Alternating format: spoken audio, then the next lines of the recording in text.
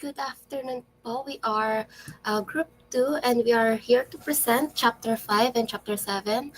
First, the volume measurement. Next slide po. So, introduction, summary lang po ito ng nasa module. Volume is the measure of three-dimensional space occupied by a substance expressed in cubic meters in the SI system. In containers, it usually refers to capacity or how much fluid they can hold. Simple shapes like cubes, spheres, and cylinders have formula-based volumes, while complex shapes require calculus. Since one and two-dimensional figures have no thickness, they have zero volume in three-dimensional space. The volume of irregular solids can be measured through fluid displacement, a method also adaptable for gases. When substances are combined, their total volume may not always be additive, especially if one dissolves into another. Explain ko lang po ulit. So, ano nga po ba ang volume? So, ito po yung amount of 3D space enclosed within a boundary. In short, ito po yung space na kinukuha ng isang substance, whether solid, liquid, gas, or plasma. Ito po ay measured sa SI system in cubic meters. Tapos kapag po containers ang pinag-uusapan, volume usually means capacity or kung gaano karaming liquid or gas fluid ang pwedeng ilagay sa loob at hindi lang yung occupied space niya. When it comes to shapes, simple shapes like cubes, cylinders, and spheres can be calculated using basic formulas. Pero kapag complex shapes, ginagamitan po natin ng calculus, specifically po integral calculus. Reminder din po kapag po 1D or lines at naman at 2D shapes like squares o kaya po circles, wala po siyang volume kasi hindi po sila nag-o-occupy ng 3D space. For irregular solids, ginagamit po natin ang fluid displacement method at dito po ina-observe kung gaano karaming liquid ang nade-displace kapag sinasubmerge ang object. Ganito rin po ang principle kapag gusto nating i-estimate ang volume ng gas or ng gases. Kapag naman po nag-combine tayo ng dalawang substance, usually mas malaki yung total volume kaysa sa isang substance lang. Pero if one dissolves into the other, hindi na siya simply additive. Ibig sabihin lang po nun ay, for example po, kapag po ang inad natin ay 1 litro ng tubig tapos 1 litro ng oil, you'd expect na magiging 2 liters siya, yun po ay additive. Pero for example po na 1 liter ng alcohol tapos 1 liter ng water, magme-mix po yung molecules niya. Hindi po siya additive kasi posibleng less than 2 liters po ang makukuha niyong volume. Next slide po. Next po ay volumetric vessels and other tools. Laboratories use various vessels and instruments to handle liquids, differing in use and accuracy. Precise volume measurements must be done at a constant temperature because liquids expand or contract with temperature changes. For example, water has different volumes at 10 degrees Celsius and 80 degrees Celsius. Most glassware is calibrated at 20 degrees Celsius or 25 degrees Celsius in the US, and accuracy is affected if the temperature changes during a procedure. Heat from reactions like acid dilution can cause inaccurate volume readings. Therefore, keeping a consistent temperature is essential for reliable measurements. So sa laboratory daw po, iba't ibang glassware ang ginagamit para mag-handle ng liquids. Tapos po importante po na constant ang temperature kapag nagme-measure ng volume. Kasi po nagbabago ang volume ng liquid kapag umiinit o lumalamig. Example po ay yung water. Ang tubig po ay iba ang volume sa 10 degrees Celsius kumpara sa 80 degrees Celsius. Kaya po kailangan ay consistent ang temperature para maging accurate at reliable ang measurements. Next slide. So moving on, here's a table po of devices for measuring volume of liquids containing their range and accuracy po. So for the first one is the Erlenmeyer flask and beaker. So ito po is for general solution preparation, heating, mixing, and storage. Tapos these devices po accommodate large volumes, typically ranging from 5 ml to 5,000 ml. So if you are asking bakit po wala po siyang accuracy, it is because po non-volumetric po ang devices na ito. So they should not be used when precise volume measurement is required po. So for the next one is the volumetric flask. So the volumetric flask is to prepare standard solutions and highly accurate dilutions po. Its design ensures a precise final volume providing high accuracy po for specified volumes within the 5 ml to 2,000 ml po. So, ito po yung pinaka-reliable for exact concentration preparation. For the next one is the volumetric cylinder. The volumetric cylinder or the graduated cylinder is used for measuring and dispensing approximate fluid volumes. It offers medium accuracy po across a broad range of 5 ml to 2,000 ml, making it suitable for non-critical transfers and routine dilutions. So, ito po ay okay po siya for general transfers, pero hindi po siya pwedeng pang titration. So, for the next one is the burette po. And the burette is mandatory for titrimetric procedures po. Its standard operational range po is typically from 1 ml to 100 ml, and its accuracy is high po. So, the last one for this slide is the pasture pipette, and it is for non-critical qualitative transfer of small liquid quantities, and generally po from 1 to 5 ml range po. This device provides low accuracy po and should not be substituted for quantitative pipettes. Next slide po. So the sixth one is the glass pipette po. It is for the highly accurate transfer of fixed or specific measured volumes. It delivers high precision po in the 1 ml to 100 ml operational range, which is essential po siya for quantitative analysis, unlike po nung pasture pipette. The next one is the pipetor or the micropipette, which is for all analytical procedures involving microliter volumes po. It provides the high accuracy required for transferring small amounts spanning from 5 microliter to 5,000 microliter range po. So for the next one is the automatic dispenser po. The automatic dispenser is used when performing high volume repetitive liquid transfers po, and it operates with medium accuracy for volumes between 0.1 ml and 100 ml, which optimizes workflow efficiency naman po.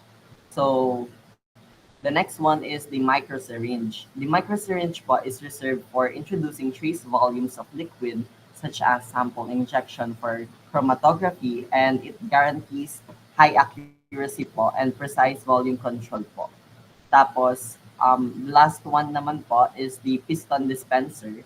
So the piston dispenser facilitates the rapid and repeat delivery of large amount from a bulk reservoir, and it maintains po a medium accuracy for volumes ranging from 1 ml to 500 ml po. So para po siya sa pag-dispense po ng mga ano po, malalaking volume. Next slide po. Next naman po ay tatakal po yung description po ng iba't ibang devices for measuring volume of liquids.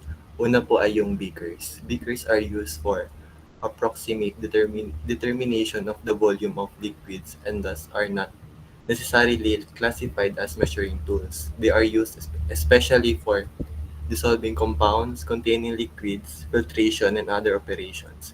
Beakers have a spout or beak that is used to pour liquids. Because of low accuracy, they are frequently not classified as volumetric devices. Second po ay volumetric flasks and cylinders. Volumetric cylinders and flasks measure liquid volumes with specific accuracy. Cylinders are calibrated and marked in to show exact volume when the liquid level reaches the marking, though they are less accurate than flasks. Volumetric flasks are used to prepare precise solution concentrations but are not for general mixing. They are designed mainly for accurate dissolution, dilution, and preparation of standard solutions. So ang beakers po ay used para sa approximate lang na volume ng liquids. Kaya po hindi sila classified as accurate measuring tools. Madalas silang ginagamit for dissolving compounds, filtration at iba pang operations. At ang beakers daw po ay may beak para madaling mag-pour ng liquid. Dahil mababa po ang accuracy nila, hindi sila considered na volumetric devices. On the other hand naman po, cylinders at flasks are made for accurate measurement ng liquid volume. Cylinders are calibrated at marked in. Yun pong in ay makikita mismo sa labas ng volumetric cylinder, usually po kasama ng calibration details. Pero mas accurate pa rin po ang flask na ginagamit for precise solution preparation lalo na sa standard solutions. Next slide. So now naman po, I'll be presenting more tools and their functions. Let's start with burets. In the slide, it says that burets are glass or plastic tubes with a calibrated scale and a stopcock, mainly used for titration and repetitive liquid measurement. The liquid volume is read twice at the start and end position to ensure accuracy. So, burets are very important lalo na kapag titration. Glass or plastic tube siya na may calibrated scale at stopcock kaya very controlled ang paglabas ng liquid. Ang key feature dito is yung paraan ng pagbabasa ng meniscus. Kailangan laging dalawa ang reading. Una sa starting point at pangalawa sa ending point para makuha yung exact difference. Kahit hindi super precise yung position, basta consistent ang pagbabasa, accurate pa rin ang lalabas. In short, burets are used for controlled dispensing. Next tool, we have glass pipettes. They are tools for measuring and transferring liquid volumes ranging from 1 to 100 ml. They can be scaled or non-scaled, but for safety, liquid is never aspirated by mouth and adapters are or pistons are used. Explaining that, pwede siyang non-scaled meaning fixed lang yung volume or scaled na may markings for precisions. Nowadays, bihira na silang gamitin kasi napalitan na ng semi-automatic dispenser pero useful pa rin sila for specific tasks. And before measuring the exact sample, dapat i-pre-rinse muna para mas accurate and reliable ang result. Isa pa, dapat careful kasi bawal din na umabot yung liquid sa adapter. So, ayan, let's discuss another specialized tool. Next slide po. Ito po yung ginagamit kapag sobrang liit ng liquid volume ang kailangan, ang microsyringe. Microsyringe is designed to dispense very small liquid volumes, 0.1 to 1,000 microliter. They consist of a fine needle, a scaled glass cylinder, and a piston, with types varying by needle and piston size. Again, they are designed for very small volumes, usually microliters lang as low as 0.1 microliter. Structure niya is simple pero precise and may iba't ibang types din depende sa diameter ng needle at piston. Kaya nakaka-adjust sila sa iba't ibang applications. Very helpful ito sa experiment na high precision ang kailangan kahit maliit lang yung amount ng sample. So ayun, makikita natin na kahit iba-iba ang gamit ng tatlong tools na ito, lahat sila ay may isang goal. Ito ay ang makapagbigay ng accurate at reliable na measurement sa laboratory. Each tool has its own specialty, whether it's for titration, transferring milliliters, or dispensing microliters. Next slide po. So, ang piston dispensers naman po consists of a piston with a scale attached to a flask. They're intended for repetitive dispensing of the same volume from the stock container. Dispensers designated for measuring aggressive liquids or yung mga strong acids po. And it could have an electronic control modules na may automate dispensing in contemporary dispensers. Next. Yan. So, yung pipetter's naman pong function is to accurately and precisely aspirate and dispense small volumes of liquid, serving as a crucial tool for liquid handling in scientific, medical, and research laboratories. Pwede rin po itong manual or electronic. And may dalawa po principle of operation which is air and positive displacement pipetters. So the air displacement principle is used mainly for pipettes and enables precise dispensing with fast and easy handling. By moving the piston in the pipette shaft up and down, and a negative or positive pressure is created. This causes the liquid to be aspirated into or expelled from the tip. Next.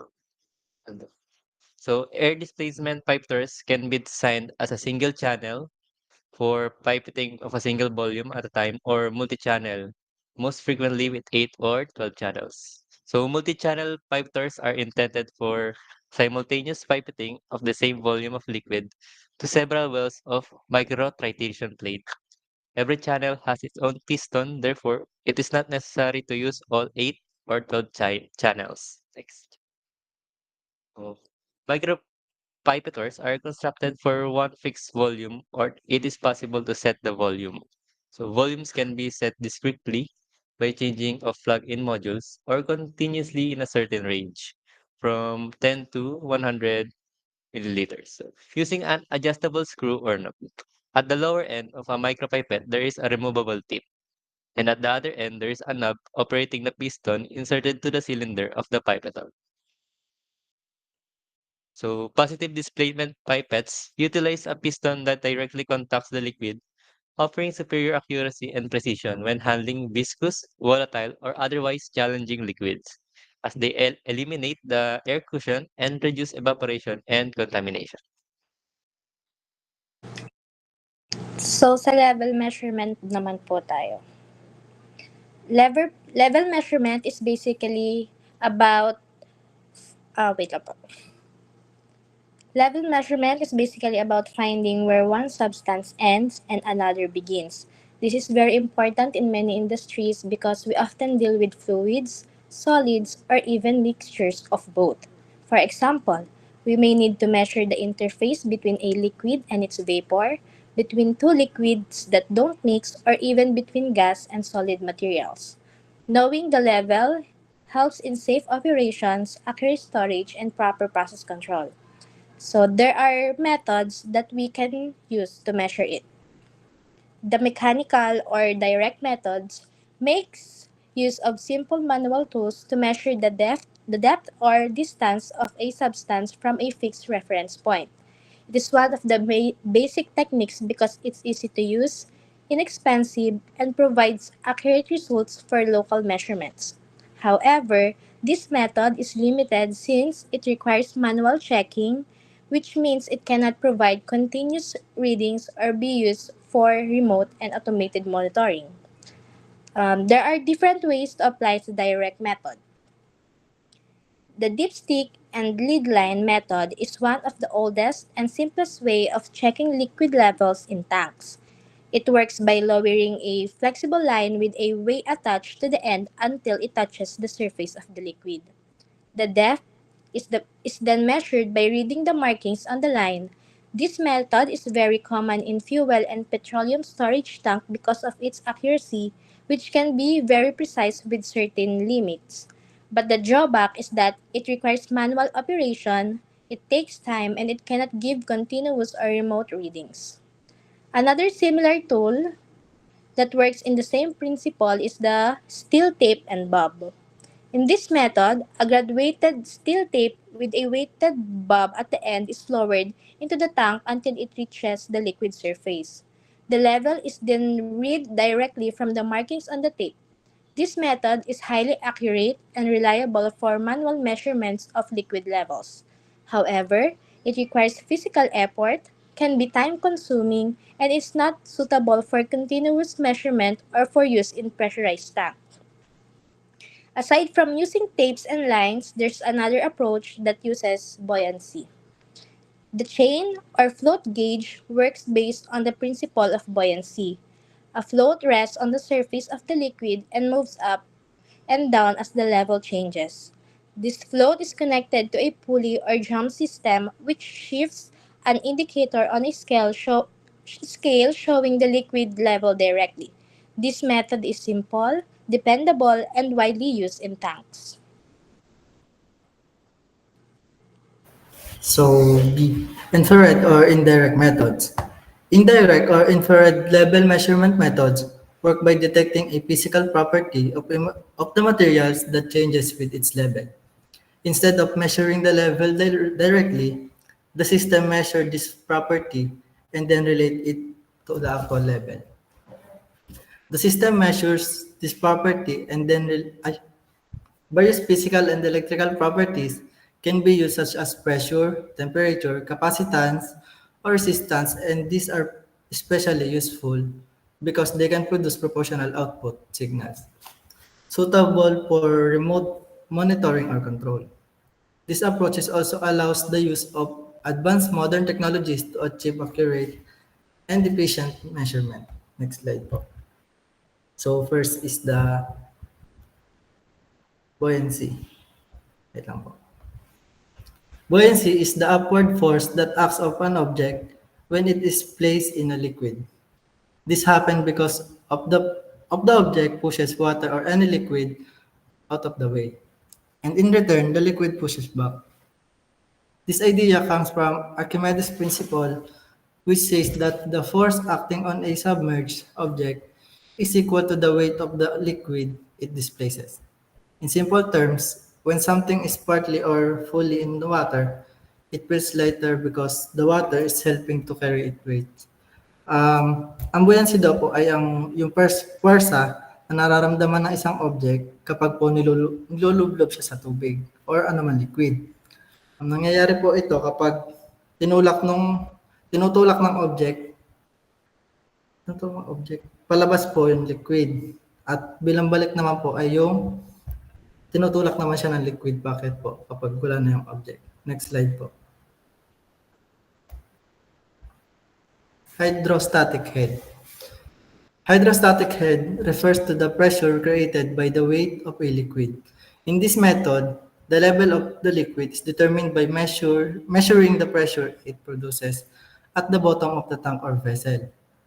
The pressure depends on the two things, the height of the liquid column, which is yung H, and the specific gravity, which is Sg of the liquid. In simple terms, the taller or the denser the liquid column, the greater the pressure at the bottom.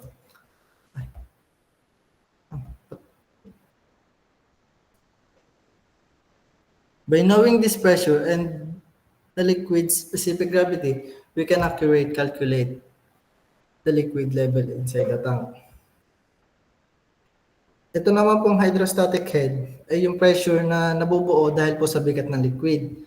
Dito sinusukat yung mga pressure sa ilalim ng tank o vessel para malaman kung gaano kataas ang level ng liquid sa loob. Next slide po. Sonar or ultrasonic. Materials to be measured reflect or affect in a detectable manner high frequency sounds signal generated at appropriate location near the measured material. In level of measuring application, where contact of the measuring instrument with the liquid in the process is not desirable, it may be feasible to employ the use of a sonic or ultrasonic device. This type of level measurement really measure the distance from one point in the vessel, usually a reference point to the level interface with another fluid. The general operating principle of both sonic and ultrasonic devices is similar, and distinction between the two will not be made other than to define the frequency range of ultrasonic instrument to be around 20 kilohertz and that of sonic levels instrument to be around 10 kilohertz and below. So, usually ginagamit ito kapag hindi pwedeng direct direktang dumikit ang measurement ng instrument liquid. Halimbawa po ay yung kung may chemical or mainit or corrosive yung laman ng tangke. Ang ginagawa po ng device na ito ay sinusukat niya ang distance mula sa reference point, which is yun sa madalas ay sa itaas po ng tangke, and pababa po sa surface ng liquid. Tapos saka po i-compute yung level. Next na po. Microwave measurement. Microwave measurement uses microwave signal to measure the distance. A radar sensor sends a pulse toward the liquid surface, and the signal reflects. The instrument measures the time delay and convert it into distance, which gives the liquid level. It is very accurate, works even under high pressure, high temperature, dust, or vapor, and is often used in industry like oil and gas, cement and chemical tanks. Ano lang po siya, para po siyang sonar, but ang ginagamit po dito is microwave. And we have a video here for more information po.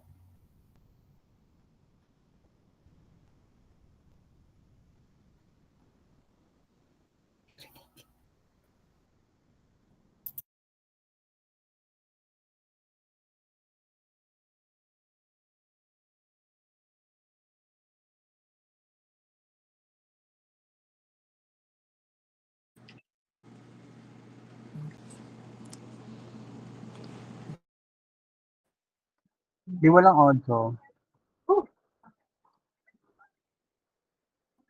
Ito yung pag-share ng screen.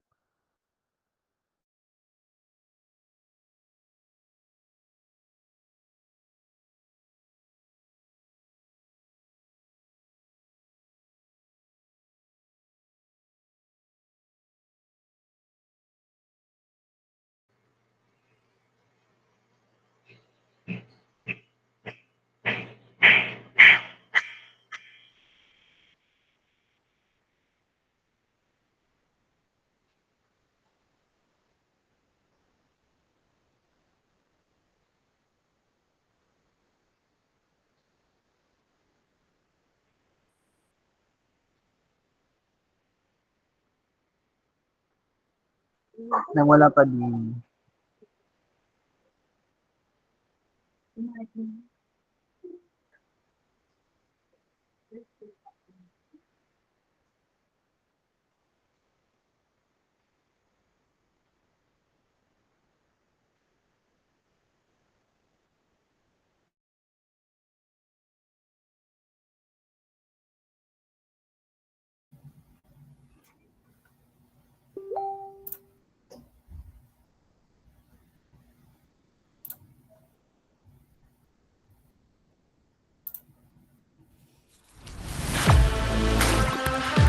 Meron na po ba? Rinig na po.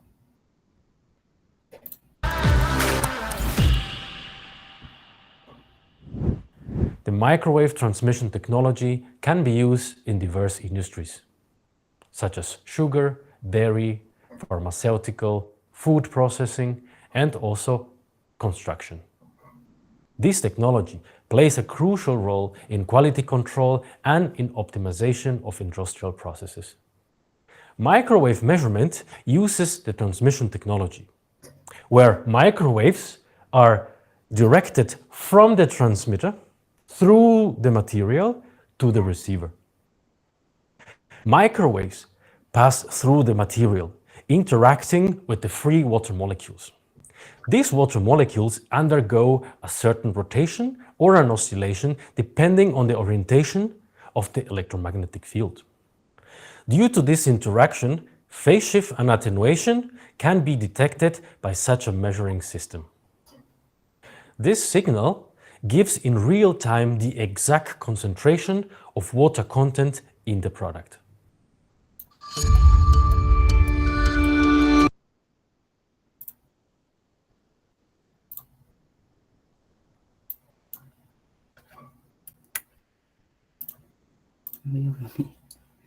Wait lang po.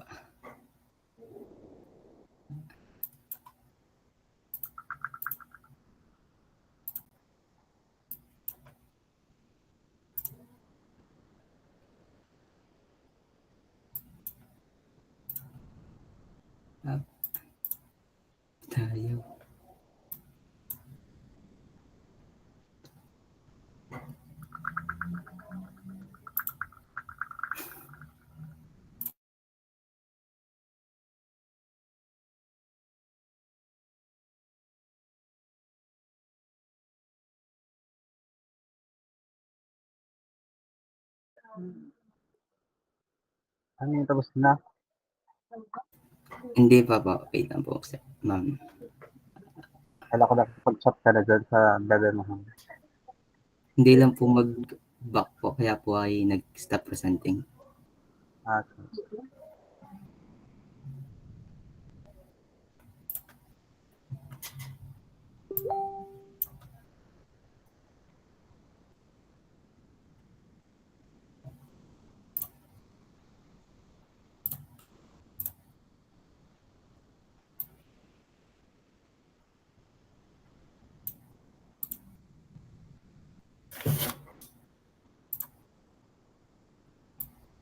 Ang next po ay conductance.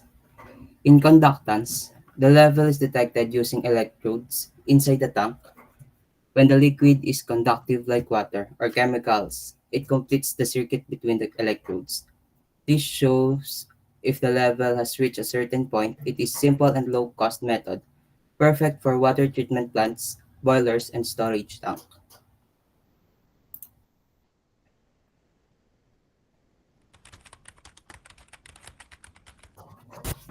Conductive switches provides a simple and safe point level detection in conductive liquids. Main working principle is conductivity level sensors operate based on the electrical conductivity of the liquid being measured. The sensor typically consists of two or more electrodes made up of conductive materials. When these electrodes come into contact with the liquid, they complete an electrical circuit. The conductivity of the liquid affects the electrical resistance of the circuit. As the liquid level changes, the conductivity between the electrodes also changes, leading to variation in resistance, which is then measured to determine the levels. Main applications are liquid level monitoring. Conductivity level sensors are commonly used for monitoring and controlling liquid levels in tank vessels or pipelines. Presence or absence detection.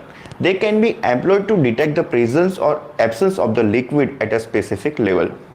Main advantages are works with a variety of liquids suitable for both conductive and non-conductive liquids, offering versatility in applications. Simple design.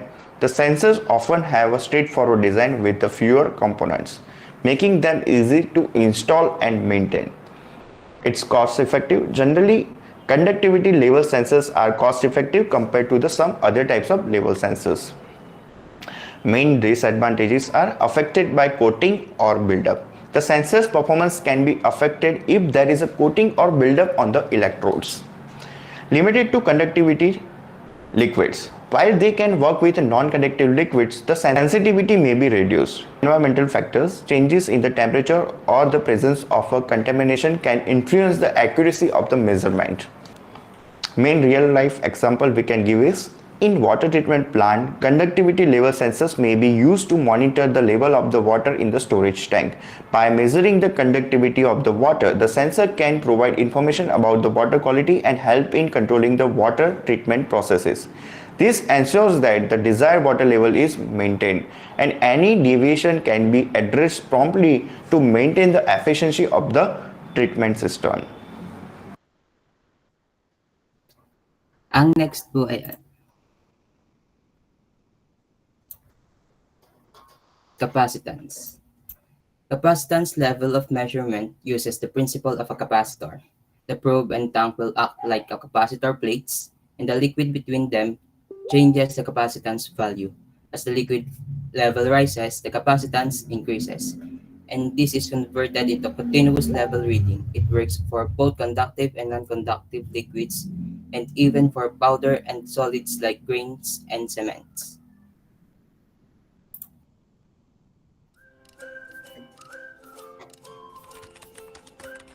Let's talk about point level indication sensors first, starting with the capacitance level sensors. Main working principle is capacitance type level switch is based capacitance principle. The capacitance level sensor consists of a probe made of a conductive material, often a metal. Now the probe is inserted into a container or tank where the level needs to be measured. Capacitance is formed between the level sensing probe, also we can say rod of the level sensor. This will act as a one plate of a capacitor or electrode and the metallic ball of the vessel which will act as a second plate of a capacitor, and the application media act as a dielectric medium. When the sensor is introduced into the vessel, these electrodes are separated by insulator by suitable media known as a dielectric medium. When the level of the processed material rises, the value of the dielectric changes, which result in the change in the value of capacitance between the level sensing probe and the vessel wall. This change can be detected and measured by the capacitance level switch.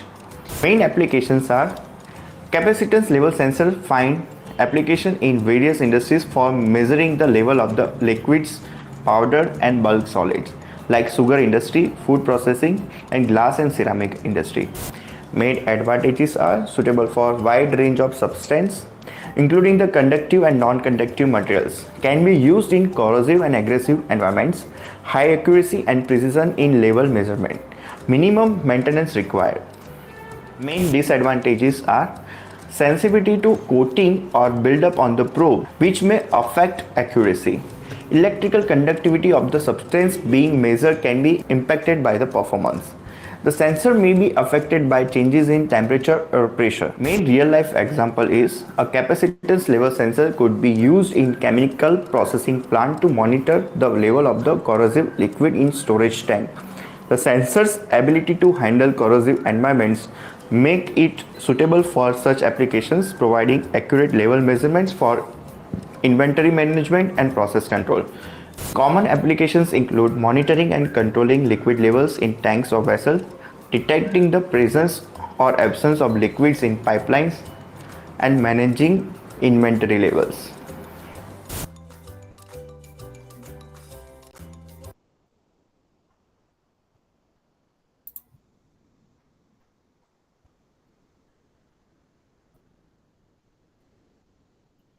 Moving on naman po na radiation naman. Vapor space above the measured material also has an absorbing characteristics. But the difference in absorption between the two is great enough that the measurement can be related quite accurately to measured material. It can be used for either point or continuous applications. Panoorin natin ang video para mas madali maintindihan yung concept niya.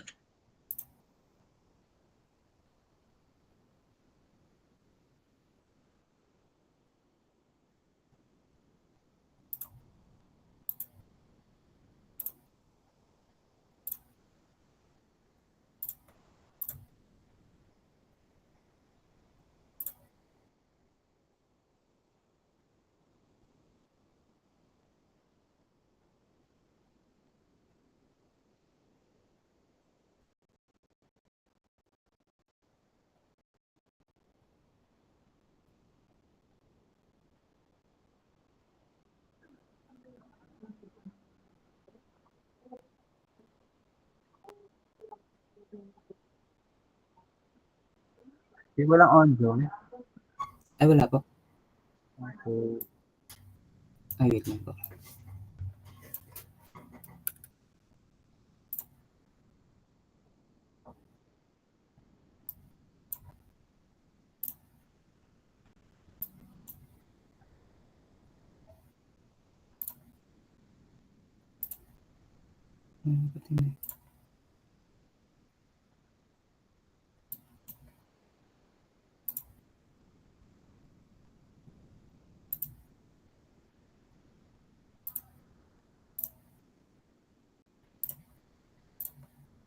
Process measurements, going all the way back to the 1950s. Para na po ba?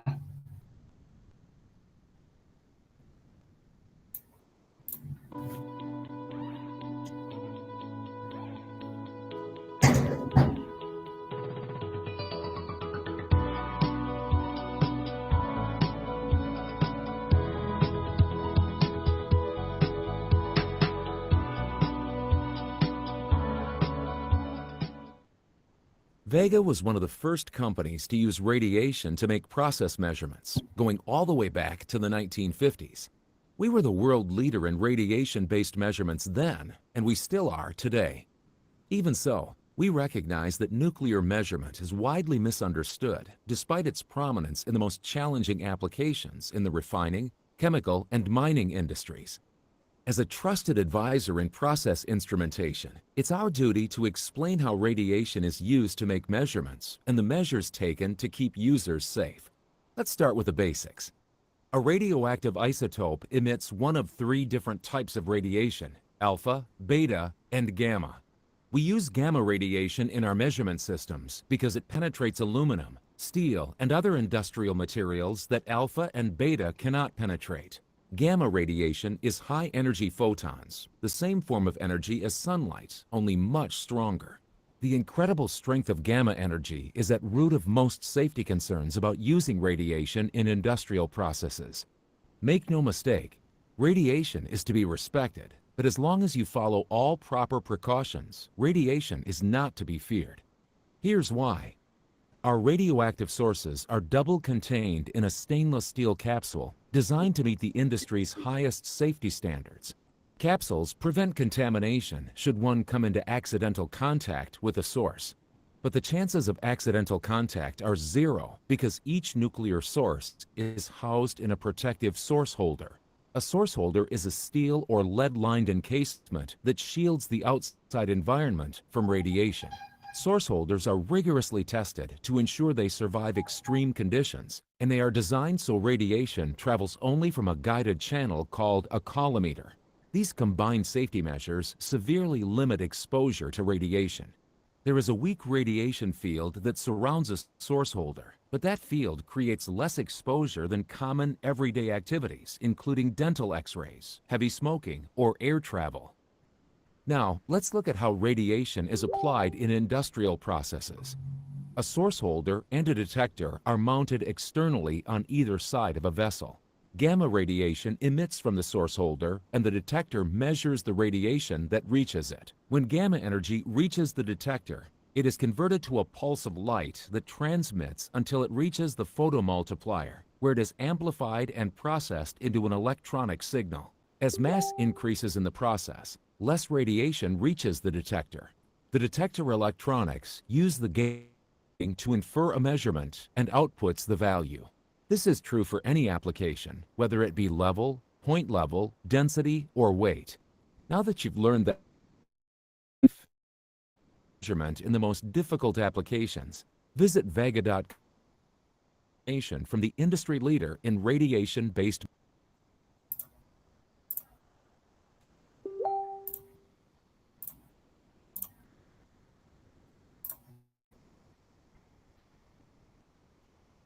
Next up naman po sa weight. The weight method is seldom used nowadays. It uses a weighing machine attached to the tank to weigh the liquid. It has tables to compensate between the measured and height. For example po, pag ang sukat po ng ating container ay 1 kilogram, makikita sa i-equate po natin siya sa 1 feet height. And using the area of the container, makukuha natin yung volume ng ating liquid. Yun lang halos yun. Kaya hindi siya masyado gamit ngayon kasi nga po, weight siya. Usually, pagka weight, mas naman yung ating kinakalculate, hindi siya yung sa volume. Yun lang yan. Next po. For resistance naman po, because of the simplicity involved in electrical resistance transducer and the easy in measuring the resistance quantity and converting that measurement to an inferential value representing a process condition, resistance devices are used when feasible. Hindi po siya laging nagagamit, only when applicable nga lang.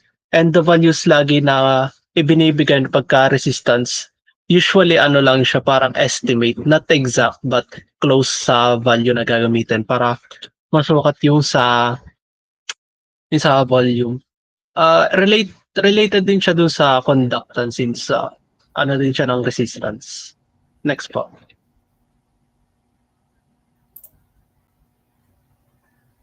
Then sunod naman po micro-impulse or time of flight. Electrical pulses launch and travels back in frequency directly proportional to the level of the liquid. An electrical impulse is launched and guided down the probe rope, which acts as a surface waves transmission line. Let's watch the video to understand more about the micro-impulse.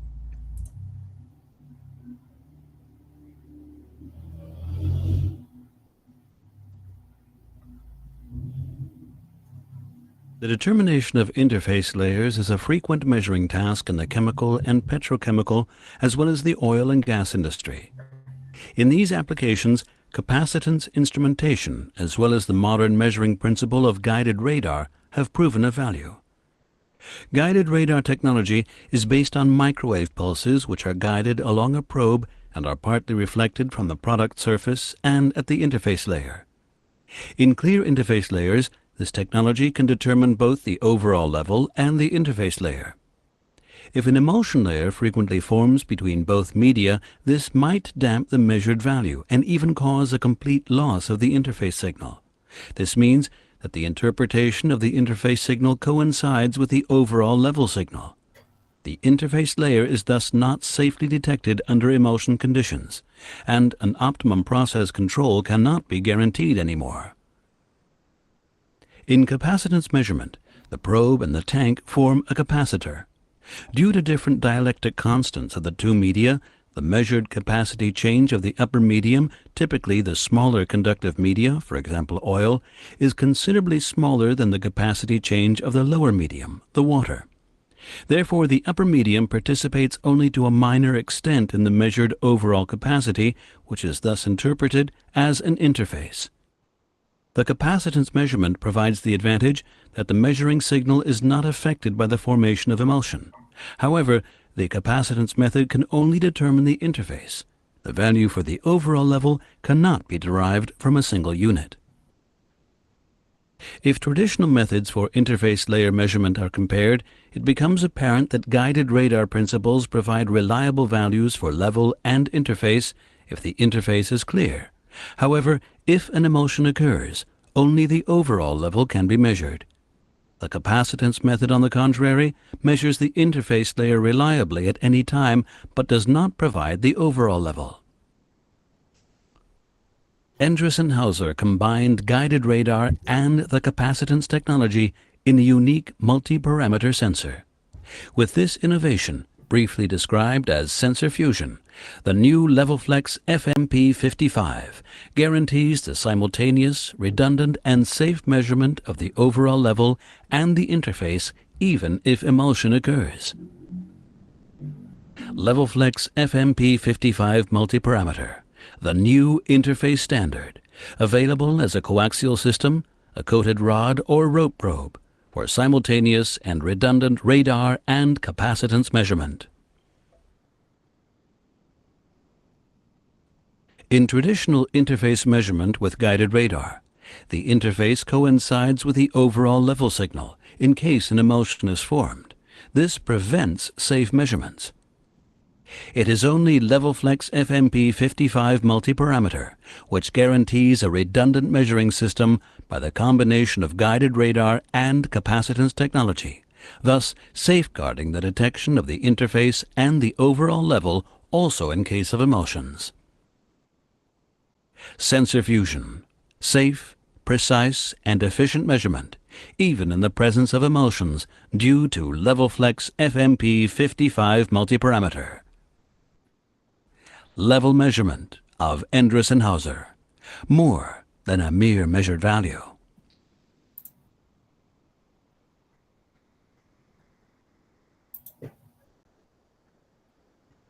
Let's move on naman po sa advantages and disadvantages of level measuring system. So, meron po tayong 9 principles, and una po ay yung ating sight principle. So, ang sight principle po, ito po ay nakabase po sa ating direct visual observation. So, ibig sabihin po nun ay kita mo po mismo yung liquid level, and ang una po nating system or method ay yung dipstick. So, ito po yung pinakasimpleng method.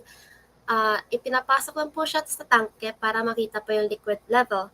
So, ang advantage po niya, mura lang po, simple, and instant.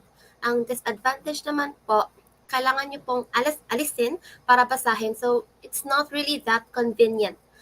Next naman po ay yung slide glass. Ang slide glass po ay isang transparent tube na nakakabit sa gilid ng tank. The liquid level inside the tube matches the level sa tank. Ang advantage po nito, mura po, and kaya po niyang kaya po niyang umabot ng high pressure ng 700 megapascals at high temperature po na 300 degrees Celsius. Ang disadvantage naman po niya ay madali po itong mabasag, very fragile, at kailangan po ng careful handling. Next slide po. Next principle po ay floats. As mentioned po earlier, so if natatandaan po natin sa previous fluid mechanics, ang Archimedes principle, ang floating object po nagra-rise and nagfa-fall depende po sa ating liquid level. So ang unang system po na meron tayo ay ang tape or ang float. So may nakalagay pong float sa liquid, tapos connected po siya sa tape para masukat ang level. Ang advantage po nito ay mura po and can be used sa corrosive liquids. Ang disadvantage naman po niya ay nagana lang po siya sa low pressure at madali po siya mag-stick. Next po ay potentiometer float. Similar lang po to sa float, pero gumagamit po tayo ng electrical signal or kaya po ng voltage output. Yun nga po yung kanyang advantage, automatic reading, may voltage output na po. Tapos ang disadvantage niya ay stiction or yung nagkaka-problem po tayo sa static friction. Ang next po ay magnetic. Ang magnetic po ay float po na may magnet. So ang level po nag-change. Ang level change po ay kayang ma-detect magnetically.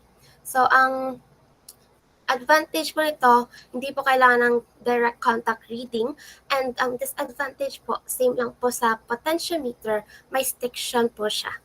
Next slide po. Ang third principle po natin ay displacer principle.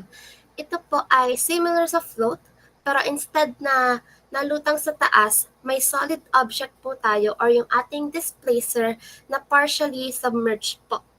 So, ang unang system po ay yung spring balance. Gumagamit po tayo ng displacer object na nakasabit sa spring. Habang nagbabago ang liquid level, nagbabago rin po yung force sa spring. Ang advantage po niya, kaya po niyang i-measure ang interfaces like oil and water po. Ang disadvantage po, expensive, mahal. Ang next po ay torque tube. Similar concept lang po siya sa spring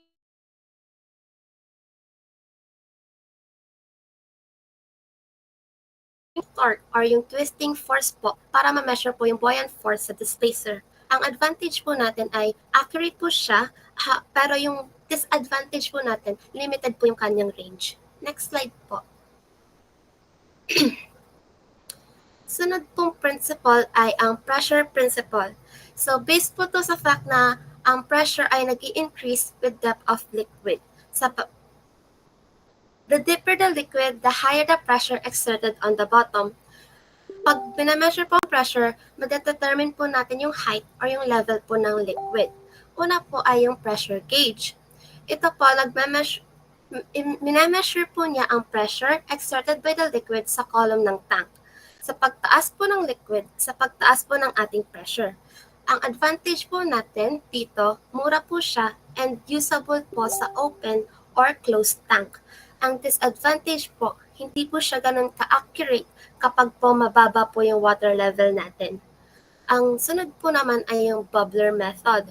Yung bubbler method po ay air is bubbled through a tube and the back pressure created is used to measure the liquid level.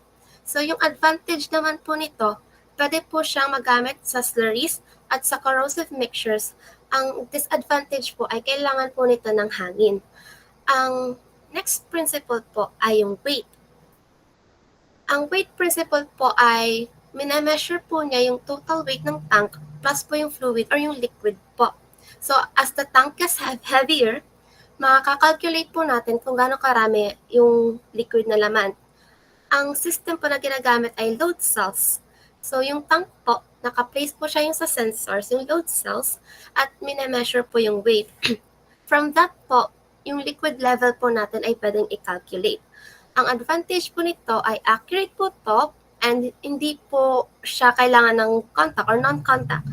Tapos ang disadvantage po ay kailangan po ng frequent recalibration po. Next slide po. So for the next principle is electrical principle po. This uses electrical properties of the liquid like conductivity, resistance, or capacitance. And for example, if the liquid conducts electricity, pwede naman natin gamitin yung electrodes. Tapos, the capacitance or the resistance will change depending on whether the probe is in the air or submerged in the liquid. So for the first system is the conductivity po. It measures level using electrodes and it only works if the liquid conducts electricity. So its advantage is rugged po siya and little lang yung maintenance niya, while its disadvantage is it is limited to conductive liquids po. For the next one is the resistance. This uses a resistance probe where electrical resistance changes with liquid contact po. And its advantage is same as the first one, which is rugged and little maintenance. And ang disadvantage naman po niya is yung first few inches niya po is hindi accurate. And for the last one is the capacitive. And this works like a capacitor where capacitance changes depending on the level of the liquid po. And its advantage it is rugged and accurate while yung disadvantage niya naman po is kailangan po ng metal yung tank if one probe lang po. Next slide please. So for the next one is the ultrasonic principle. So this is based on sound waves po or ultrasound. Tapos a sensor sends ultrasonic pulses tapos bibilangin niya yung time ng echo na bumalik mula sa liquid surface. Tapos yung distance po dito is equal po siya sa time times speed po ng sound. From that po, malalaman po natin yung liquid level. So its system type is the echo type po, and this uses sound waves or the ultrasound, and the sensor sends sound, then measures the echo time to know the liquid level. So for its advantage po is non-contact or hindi po siya nakalubog, while for its disadvantage is expensive po siya tapos hindi po siya nag-work well in high pressure. So for the next one is the radiation po. So this uses radioactive radiation absorption. Tapos radiation source po sa isang side ng tank and detector naman po sa kabila. Tapos yung amount po ng radiation absorbed by the liquid tells us the level. Tapos usually po, this is for sealed, high risk, or extreme environments po. And its system type is absorption. Tapos this uses radiation source and detector. The amount of absorbed radiation tells the liquid level. Tapos, yung advantage naman niya po is non-intrusive or safe po siya for sealed tanks, while yung disadvantage niya po is mahal po siya and not very accurate, tapos hazardous pa po. Tapos, for the last one is the thermal principle. This uses temperature difference po. For example, a thermistor gets cooled kapag nakalubog po siya sa liquid, pero kapag exposed po siya sa air, mas mainit siya. By detecting this temperature or resistance change po, we can measure the level po. Tapos, yung system niya naman niya po is yung thermistor. Tapos, thermistor uses a temperature sensor which, when submerged, the cooling effect of the liquid changes the resistance. Yung advantage niya po is reasonable po yung cost niya and new method lang po siya. Tapos, yung disadvantage naman niya po is usually on and off yung signal or hindi po siya continuous. Next slide po. So, in summary po, yung each system po ay may own working principle and application. Tapos yung pagpili po ng tamang level of measurement system ay depende po sa liquid type, tank design, operating conditions, at syempre yung budget po. And this sums up our reporting. Thank you po for everyone for listening.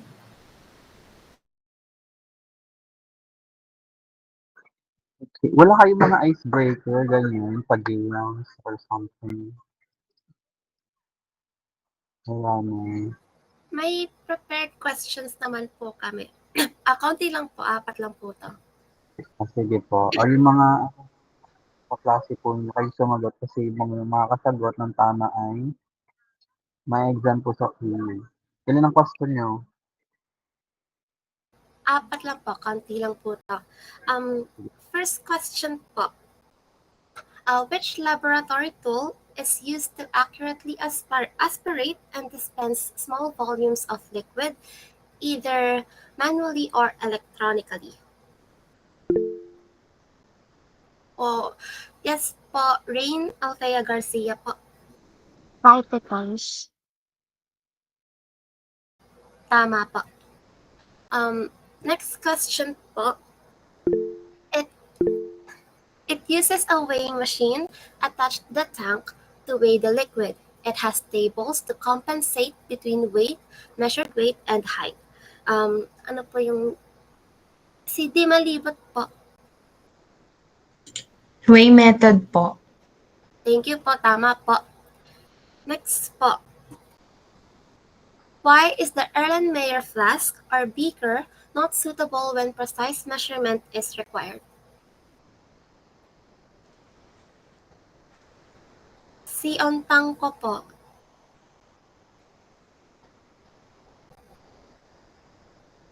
Pwede nga pong paulit-ulit. Why is the Erlenmeyer flask or beaker not suitable when precise measurement is required? Ano po? Because it is volumetric po. Tama po, thank you po. And last question. Ano po yung methods ng level measurement and give at least 2 method po. Kada method po. Inandan po.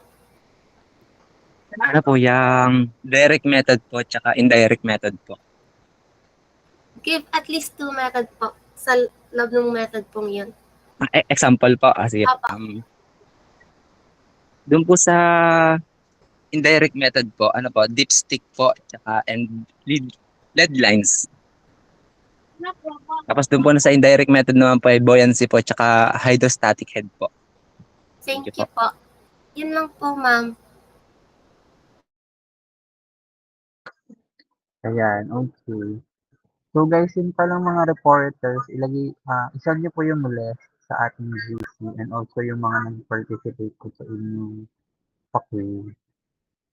Hindi mo lang last, lagang chika ang atake. Anyway, ayan. So guys, do you have any questions po with the reports po?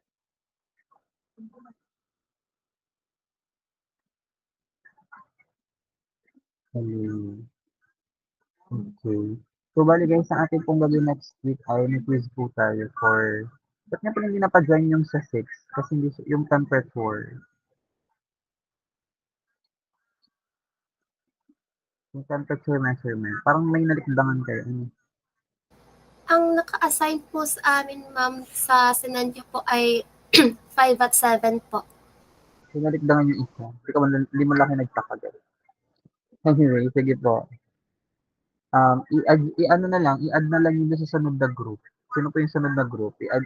Pa-join na lang po nung ating temperature measurement.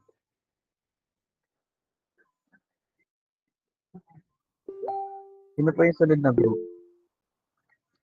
Ayan eh. Pa-join na lang. Medyo kaunti naman yun. Yung Noted. 6. Okay, ayan. So guys, may question pa kayo? Ito lang